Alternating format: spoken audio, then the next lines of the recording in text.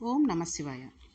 ఈరోజు శ్రీ శివమహాపురాణంలో మనం రామేశ్వర లింగం గురించి తెలుసుకుందాం. రామేశ్వర లింగం అనగానే అందరికీ తెలుస్తుంది కదండి, రాముడు ప్రతిష్ఠించినటువంటి లింగము అని తెలుస్తోంది కదా. రామేశ్వర లింగం చాలా గొప్ప లింగం. మహాబల సంపన్నుడైన రావణాసురుని సంహారం అంత తేలికైంది కాదు. దీనికి పరమమంగళప్రదుడైన శంకరుడి అనుగ్రహం కావాలి. అన్నిటినీ మించి రామచంద్రమూర్తి ఏ పరిస్థితులలో లంకా పట్టణానికి వెడుతున్నారో మనం ఒకసారి జాగ్రత్తగా పరిశీలించాలి. తన భార్యను ఎత్తుకుపోయినవాడు 10 నెలల నుంచి అక్కడ ఉద్యానవనంలో పెట్టి ఉంచాడు. 10 నెలల నుంచి సీతమ్మను తన పాన్పు చేరమని వేధిస్తున్నాడు. సీతమ్మ అయోనిజ, శ్రీరామచంద్రమూర్తి పరమ క్షత్రియుడు, పైగా రాజకుమారుడు, చేతి యందు కోదండం ఉన్నవాడు, ఎందరినో రక్షించినవాడు. అటువంటి వాడి భార్యే 10 నెలల నుంచి అవమానాల పాలు అయిపోతోంది.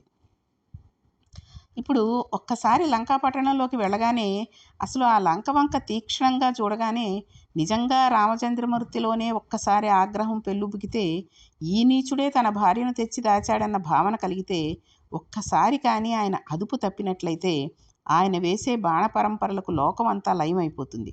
ఒక్కసారి క్రోధము ఆవిర్భవించిన తర్వాత దానిని ఇంకెవ్వరూ ఆపలేరు. అందున రామచంద్రమూర్తి, ఆయన పరాక్రమం ముందు ఎవ్వరూ నిలబడలేరు. అటువంటి రామచంద్రమూర్తి వెళ్ళి యుద్ధభూమిలో నిలబడితే ఇది జ్ఞాపకానికి వస్తే గొప్ప ప్రమాదం వాటిల్తుంది.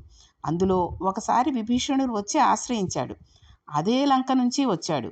ఆశ్రయించకపోయినా ఇంకా రాముడి మీద భక్తి ఉన్నవాళ్ళు లంకలో ఉండిపోయారేమో. తానే బాణప్రయోగం చేసేస్తే శిశువులు, పెద్దలు, స్త్రీలు సమస్తము నశించిపోతుంది. అయ్యో, ఇంతమందిని చంపేశానే అని బాధపడవలసిన రోజు రామచంద్రమూర్తి జీవితంలో మిగిలితే, రాముడే ధర్మం తప్పితే ఇంకా కాపాడగలిగేది ఎవరు? అప్పుడు లోకానికి నడవడి నేర్పి అవతారం ఎలా వస్తుంది? ఈశ్వర, లంకా పట్టణం నందు ప్రవేశించి రావణుడే 10 తలలతో నా కంటపడిన ధర్మము తప్పనంత సంయమమైన మనస్సుతో కూడిన బుద్ధి నా యందు ప్రచోదనమై యుద్ధం జరుగుకాక అని శ్రీరాముడు శంకరుని ప్రార్థించాడు. అదండి రాముడంటేను. ఎంతో ప్రేమగా చూసుకునే భార్య అక్కడుంది రావణాసురుడి దగ్గర. ఎంతో బాధపడుతోంది. రావణుడు ఎదురుగుండా వచ్చాడు. లంక ఎదురుగుండా ఉంది. ఏం చెయ్యాలి అన్న ఆలోచనలో ఆ బాణపరంపర వేయకుండా నా ధర్మం తప్పకుండా ఉండేటట్టు చూడు శంకరా అని ప్రార్థించారంటే రాముడు ఎంత ధర్మాత్ముడో ఆలోచించండి. రాముడు ఎన్నడూ ధర్మం తప్పలేదు. రామాయణంలో యుద్ధకాండ అంతా రాముని ధర్మాన్ని ఆవిష్కరించింది. ధర్మ మార్గమును అనుసరించాడు కాబట్టే మహానుభావుడు యుద్ధంలో అన్ని కష్టాలు పడ్డాడు. లేకపోతే రాముడు అన్ని కష్టాలు పడవలసిన వాడు కాదండి. ఇప్పుడు ఇటువంటి మంచి భావనల కొరకు శ్రీరాముడు శంభులింగమును ఆరాధన చేశాడు. ఒక శివలింగాన్ని అక్కడ పెట్టి దానిని ఆరాధన చేసి లేచి దాని ముందు నాట్యం చేశాడట.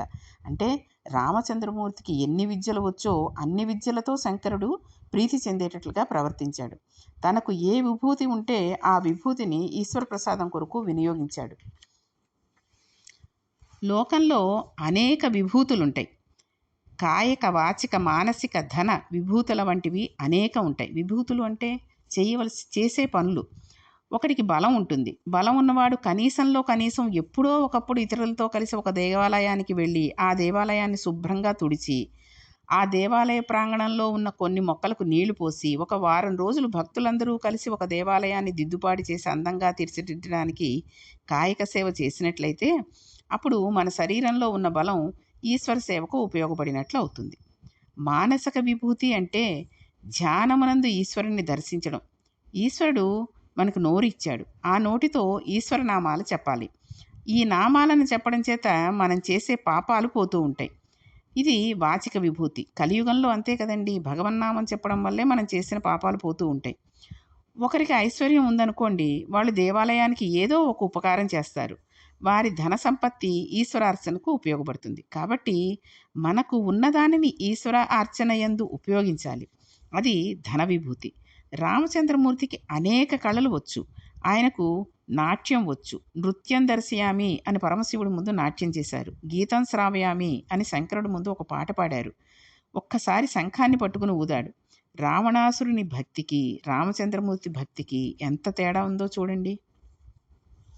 అందుకే మనం అసలు ఏదైనా పూజ చేసినప్పుడు చూడండి, మామూలుగా నృత్యం దర్శయామి, గీతం స్థాపయామి, సమస్త రాజోపచార పూజాం కరిష్యామి అనేస్తాం. నిజంగా అక్కడ లయబద్ధంగా ఒక నృత్యం చేయగలిగిన వాళ్ళే చెయ్యాలి. ఏదో ఒక మనకి డ్యాన్స్ వచ్చు కదా అని అలా ఇలా చేసేసేయడం కాదు. అలాగే చక్కటి సంగీతంతో కూడినటువంటి పాటనే పాడగలగాలి స్వామి ముందు.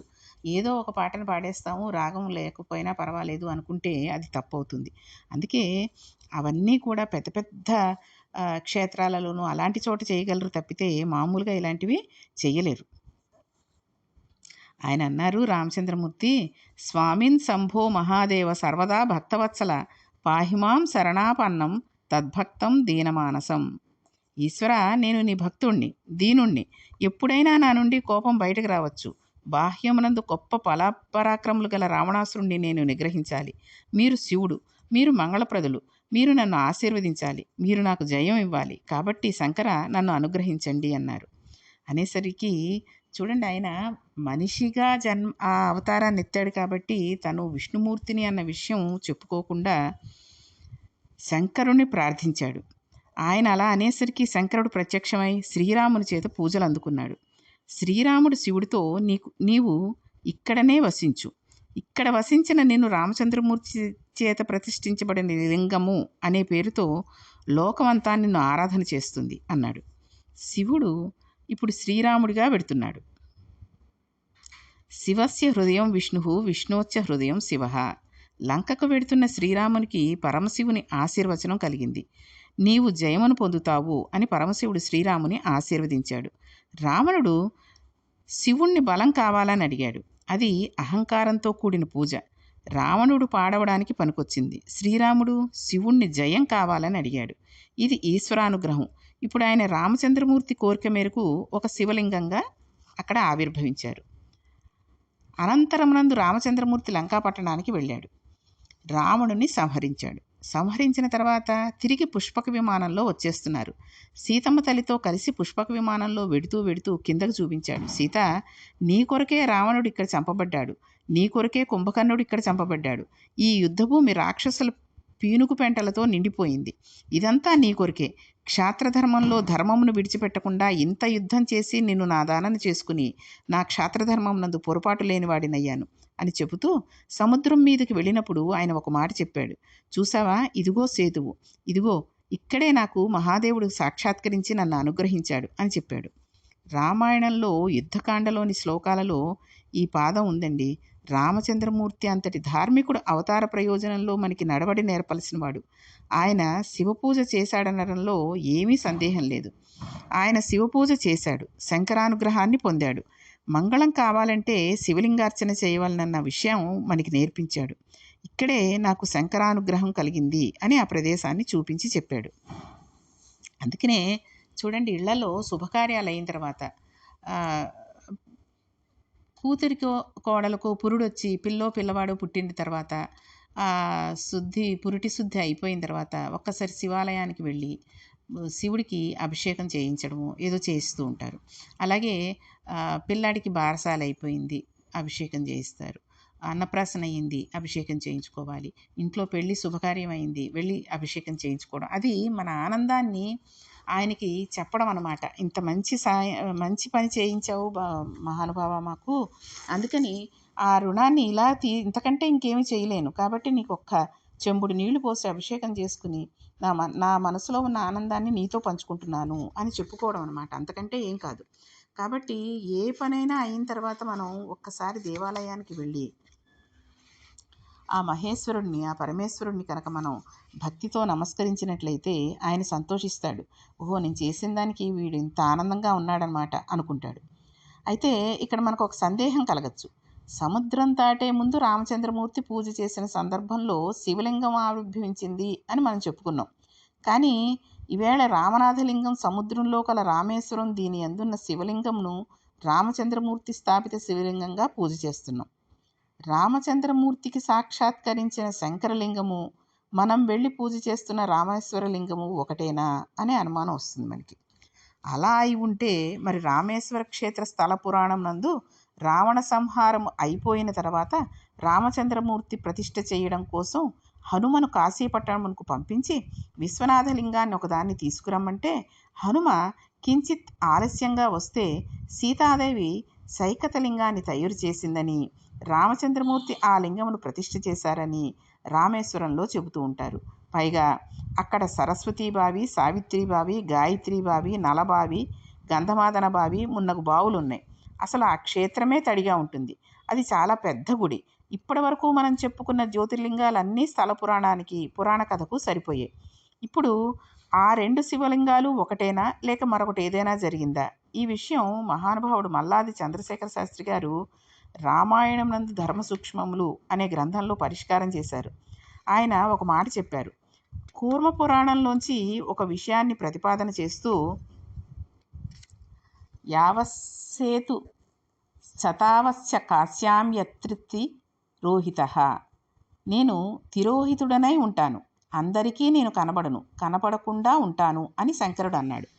కనపడకుండా ఉన్నాడు కాబట్టి రామచంద్రమూర్తి చేత ప్రతిష్ఠించబడి రామచంద్రమూర్తి చేత పూజలు అందుకున్న శంకరుడు సముద్రమునకు ఈవల ఒడ్డున సాక్షాత్కరించాడు అని మనం ఒక నమస్కారం చేసి ద్వీపంలోకి వెడితే అక్కడ రామేశ్వర క్షేత్రంలో ఉన్న శివలింగం సీతమ్మ తల్లి చేతులతో పోగు చేయబడిన మట్టితో ఏర్పడిన శివలింగ దర్శనం అవుతుంది.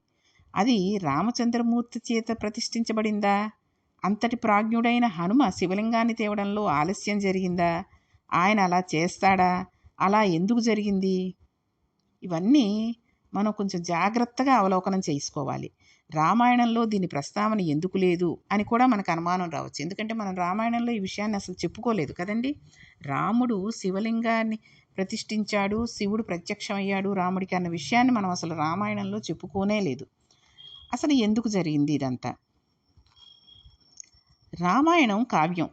అది కొన్ని కొన్ని విషయాలను సూచన చేసి విడిచిపెడుతూ ఉంటుంది.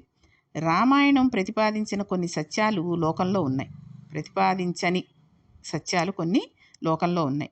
భద్రాచల క్షేత్రములకు సంబంధించిన విషయం రామాయణంలో లేదు. వ్యాసుని మాటలు సత్యములు. వ్యాసుడు అన్ని విషయాలను పురాణాంతర్గతంగా చెబుతూ ఉంటాడు. వ్యాసుడు స్కాంద పురాణంలో నాగరఖండమునందు ఈ శివలింగం ఇలా ప్రతిష్టం చేయబడడం యథార్థమే అని చెప్పి ఉన్నాడు. కాబట్టి అది రామేశ్వర లింగమే. ఇప్పుడు ఆ రామేశ్వర క్షేత్రంలోకి మనం వెడితే అక్కడికి హనుమ ఎందుకు ఆలస్యంగా శివలింగానికి తేవలసి వచ్చింది? హనుమ కూడా శివుని అవతారమే అని శివపురాణం చెబుతుంది. ఆయన కూడా మంగళప్రదుడు, ఎప్పుడూ శుభములనే చేస్తూ ఉంటాడు. హనుమ కూడా రాక్షస సంహారం నందు చాలా ప్రధానమైన పాత్ర పోషించాడు. హనుమ చేతితో కూడా ఒక శివలింగం ప్రతిష్ఠ అవ్వాలని విశ్వనాథుడు భావించి ఉంటాడు. అందుచేతనే కించిత్ ఆలస్యమైతే ముహూర్తం అయిపోతుందని సీతమ్మ ప్రతిష్ఠించాలి. తన సంకల్ప ముహూర్తమై హనుమ ప్రతిష్ఠించాలి. అందుకని ఈశ్వర సంకల్పంగా సీతమ్మ తల్లి అక్కడ ఇసుకను ప్రోగు చేస్తే అది శివలింగం అయింది. ఇప్పుడు దానిని రామచంద్రమూర్తి ప్రతిష్ఠ చేశాడు. దానిని రామనాథలింగము అని పిలుస్తారు. రెండవది హనుమ తీసుకువచ్చిన లింగం ప్రతిష్ఠ చేశారు. అది కాశీ నుంచి తేబడింది కాబట్టి దానిని విశ్వనాథలింగము అని పిలుస్తారు.